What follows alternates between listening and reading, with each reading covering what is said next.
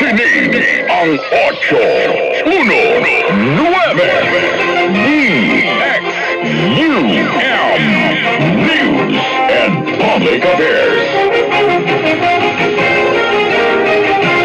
Sa Davao City, 819 DXUM. Ang oras alas 12:30.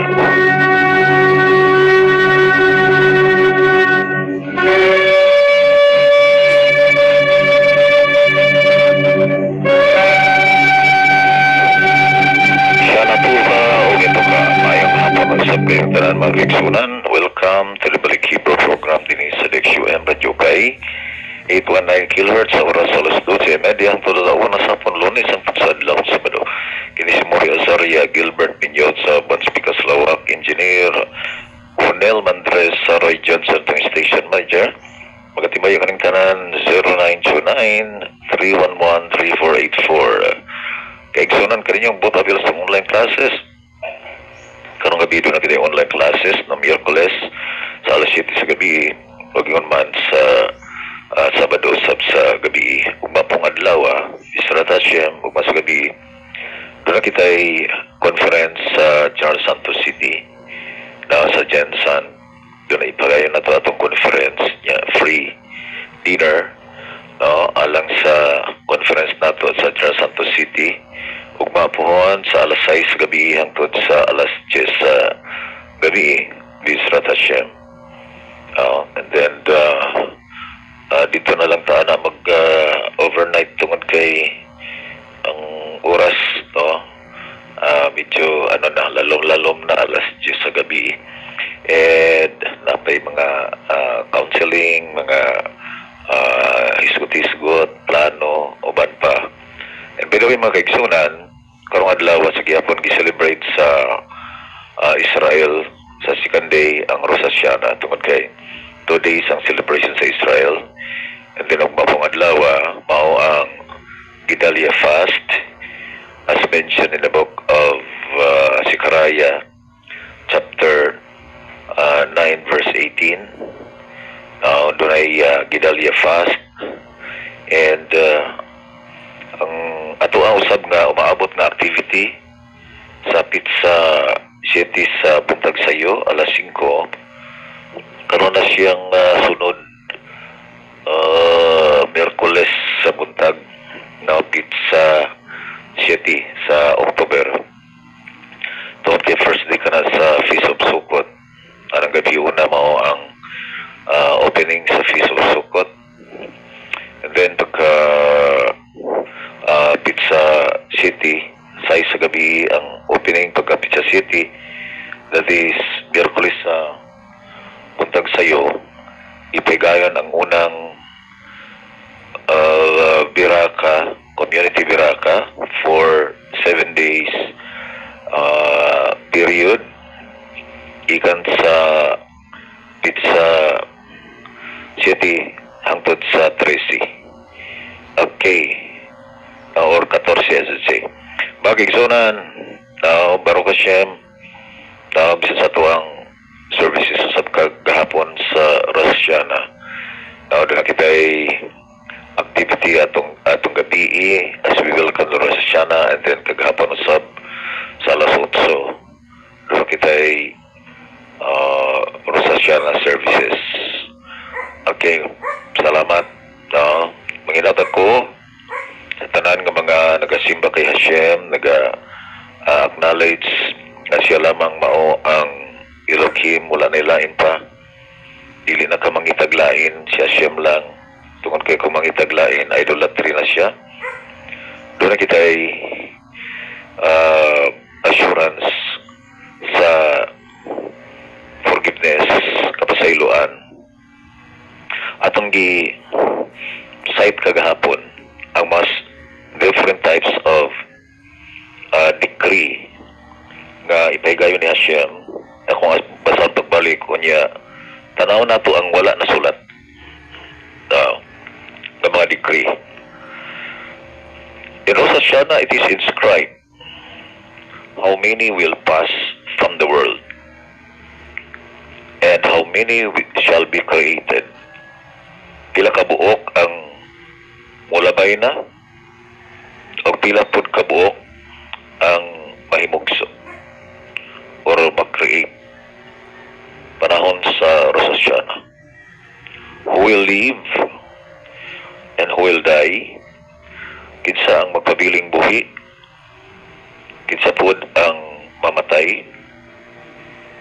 Kung baga, ibutang nato mga 100 days from now, 200 days, 300 days, or the like, kini siya, gidikri na daan sa Rosasyana. Now, and who in his time, and who before his time, kinsa pod ang, kung baga, wala gyud moabot sa iyang saktong panahon, o kinsa pod ang miabot sa iyang saktong panahon. And who by water, and who by fire, kinsa usab ang mupanaw pinaagi sa tubig, o kinsa usab ang mupanaw pinaagi sa kalayo. Who by sword, and who by beast, mupanaw pinaagi sa espada, that is war, and by beast, or mapaakad og mananap, kaunon sa mananap, or sungayon sa mananap, and who by famine, and who by drought, kinsa ang mupanaw pinaagi sa kagutom, o kinsa pod ang mupanaw tungod sa kainit, drought, hulaw, and who will be content, and who will be harassed. Kinsa ba ang mga tao nga adunay fulfillment, contentment sa mga butang nga iyang na dawat, o kinsa pod ang tao nga mga makasinati og harassment, that means birahon na maraba og i-confiscate ang imong property, palayo lang, or birahon sa utang, or isirif daw sa mga officers. Kini siya kabahin sa decree. Who will have peace and who will suffer, that means kinsa ang tao nga prosperous and who will suffer in pain. Prosperous, both physical and material. Be healthy. Siya maayog lawas. O kinsa pa ang tao nga mag-anto sa pain and sufferings due to sickness and disease.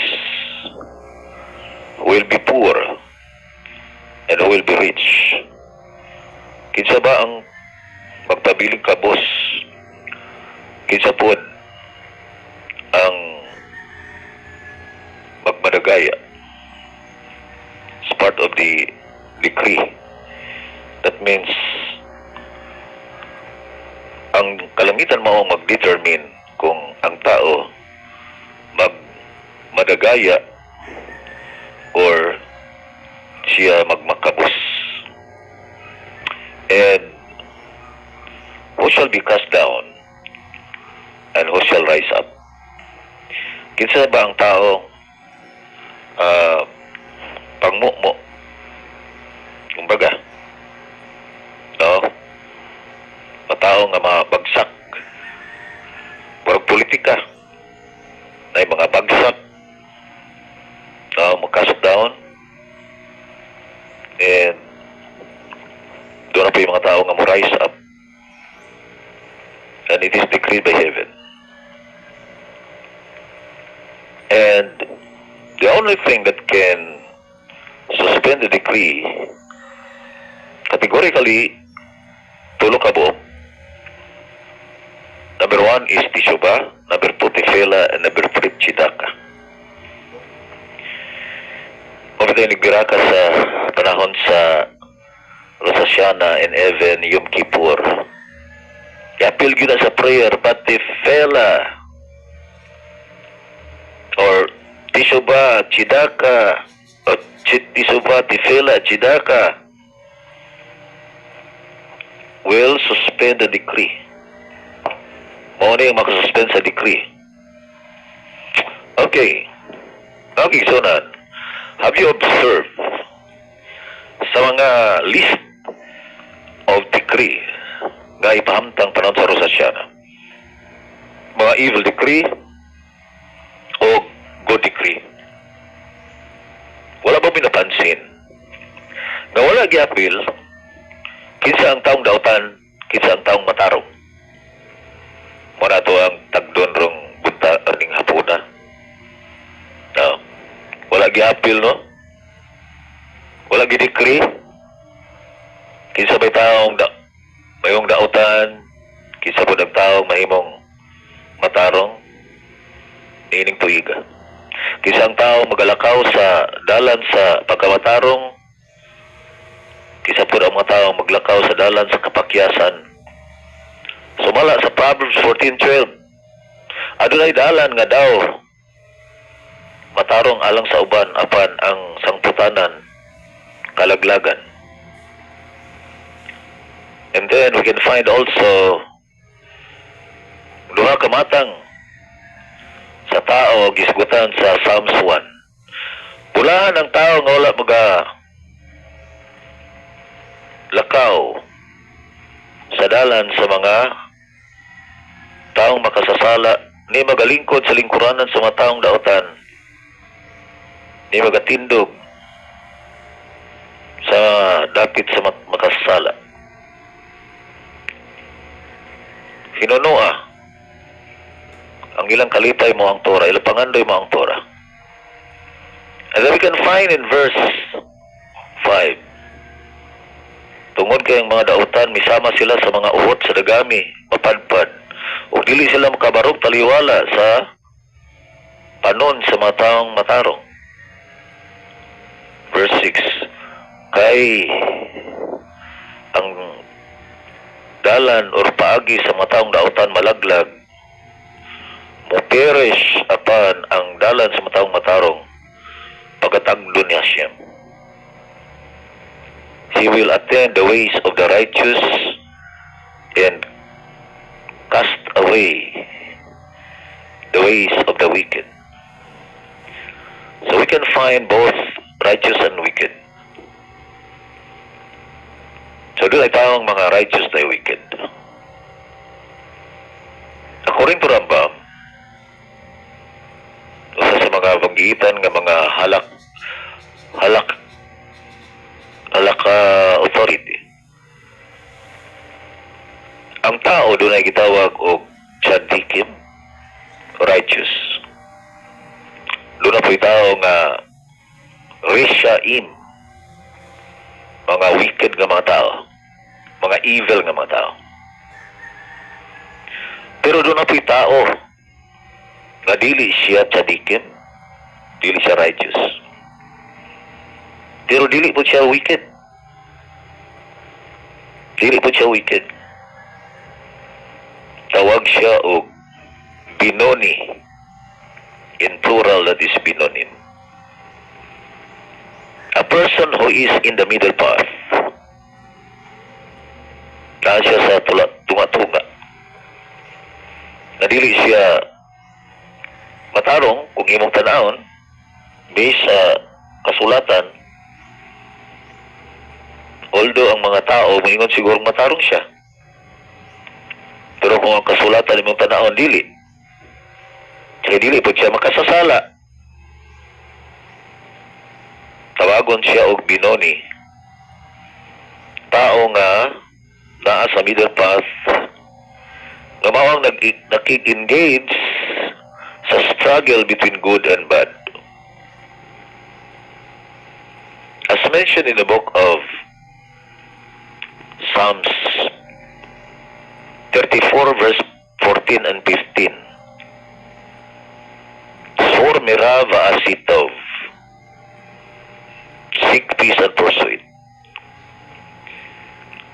away from evil and do what is good. So we can find that there is an option to be good or to be bad. And these things is not in the hands of the Creator. And that's why doon na daw mga Jews mingon, Hashem, everything is in your hands. Psalms 24, the heavens and the fullness of the earth belongs to Hashem. Everything that I need in this world is in the hands of Hashem. Everything is in your hands. And the question is, what is in me? Unsa bay naa nako? Unsa bay ako ani? Although mingon siya sa later portion of the Tehillim that He gave the earth to mankind. But to answer the question, everything is in Hashem's hands. But the question is, what is being left for me? Unsa bay salin para nako? Unsa man nabilin para nako? And then Hashem would respond and say, your choices. Ang imong choices mao'y naa sa imong kamot. It is not Hashem's ways or Hashem's decision to make you good or bad.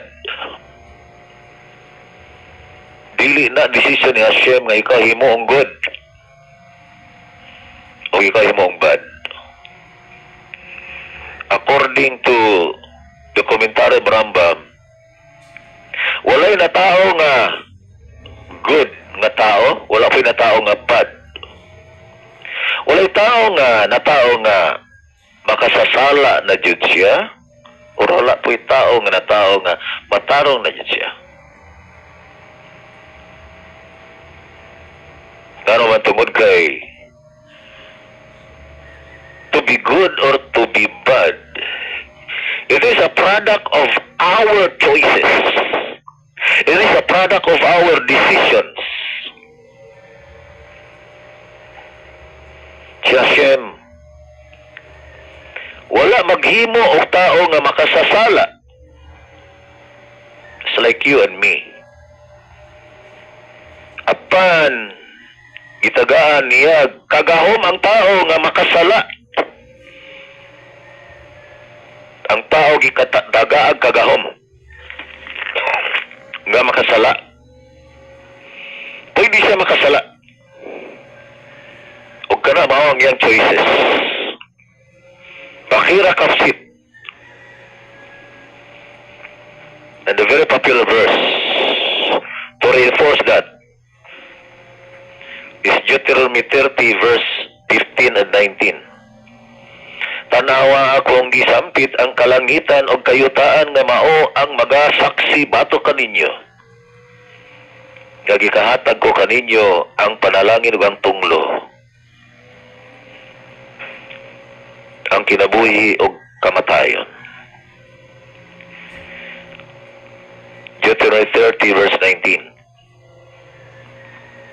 To get blessed and to be cursed, may Hashem preserve us. It is a byproduct of our choices. It is a product of our decisions. If we chose to be evil, may Hashem preserve us, then we shall be cursed. And if we chose to be righteous, to be good, then blessings will follow us. Deuteronomy 11:26. It says, "See, I have given you the blessing and the curse. Blessing if you obey the commandments of the Torah, and curse if you disobey the Torah." Ano na argument sa Gimara? Dili ba ang tanang butang nga gikan sa kalangitan walay evil, ang tanan puros maayo? O yun ani pagkasulti sa Hebrew, in davara yirid min shamayim, no evil thing coming down from heaven. So kung walay evil nga mo baba gikan sa kalangitan, ngano na may curse? According to the sages, the problem is not above. If there are curses, the problem does not lie above you. The problem does not lie in the heavenlies. The problem does not lie from the throne of El Elyon. The problem lies below where you are and where you belong. Ang problema nasa upos, wala sa taas. What does it mean? The Hasidic thought says, since the person is not fit to receive a blessing, and there are questions, what are those things that makes a person unfit to receive the blessing? Unsa may mga rason nga ang tao unfit mula mo receive a blessing? Gitawag siya og unworthy receptacles or unworthy vessels. O sa siya kapanudlanan nga dili siya nga kumbaga hugaw kayo ang sudlanan eh. Dugang kayong mga lama, dugang kayong lapok, dugang kayong taya, dugang kayo og mga dirts. Dili pwede butangan og mga sacred matters. Ngano man tungod kay mukontaminate. And instead the blessing ang ibu-ubo, it turns into a curse purposely, so that the vessel might be purified. Because one of the reasons why there are retributions, one of the reasons why it seems they are punishments to the offenders, is to purify the vessel, to purify ourselves, araputlion ang matagusa, so that we can be worthy to receive even not only a blessing but even greater degree of blessing, greater level of blessing. Why? Because the vessel is now fit. The vessel is now purified. The vessel is now sanctified. And as a result, the blessing turned into curse, which is the blessing in disguise. Kung doon na daw curse, blessing lang daw gihapon, pero nag-disguise into a curse Ngano man tungod kay dili fit ang vessel, dili fit ang panudlanan nga modawat sa good thing nga gibubo gikan sa kalangitan. Kinsa naghimo sa tao nga mahimo siyang unfit? Kinsa naghimo sa tao nga mahimo siyang evil, mahimo siyang wicked? His choices. Dili pwede pasanginlan nimo si Satanas. Dili pwede pasanginlan nimo ang mga espiritu. Dili nimo pwede pasanginlan ang mga dili ingon nato sa palibot nimo. Nga nahimo kang palahubog, palayo lang. Nahimo kang sugarol. Kundili ang imong mga choices. Dili ta pwede mamasangil sa palibot nato. Dapat tutukan nato ang atong kaugalingon. Kaya atong kaugalingon kusog na mo himo og desisyon nga kinilabag sa tura. Doon ay mga soldiers nga gikan sa gira. Ay pertinalipaya, nag-celebrate sa victory, success. Then, mingon ang rabay. Be it known to you that the worst enemy for you to conquer with is yourself. Dapat masayod po nga ang pinaka lisod nga kalaban nga inyong pilihon mao ikaw. Ikaw ang imuhang tao sa sulod nga diin animalistic. Ang tao sa sulod nimo nga diin rebellious. Ang tao sa sulod nimo nga lustful, masukanon, arrogante, disobedient. Ang tao sa sulod nimo nga gustong may mo dumala ang imong animalistic behavior. As mentioned in the book of Proverbs, who is strong, who is powerful? He who has not conquered a city, but he who conquered himself.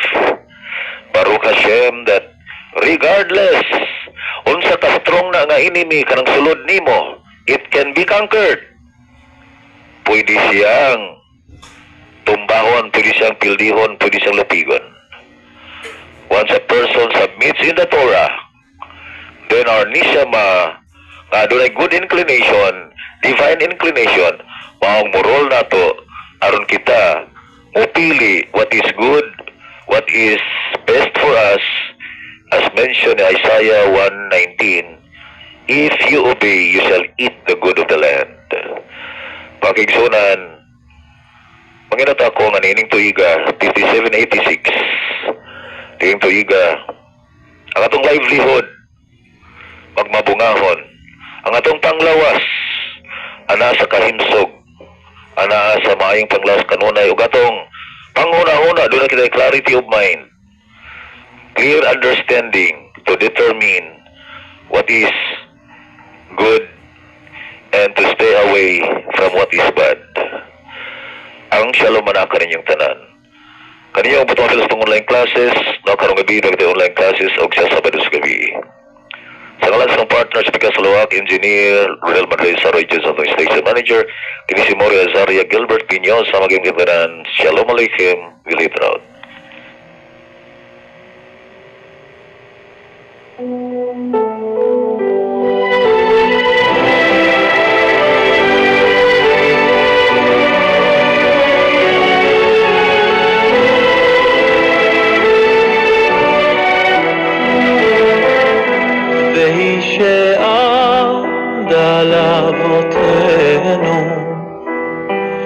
והיא שעמדה לאבותינו ולנו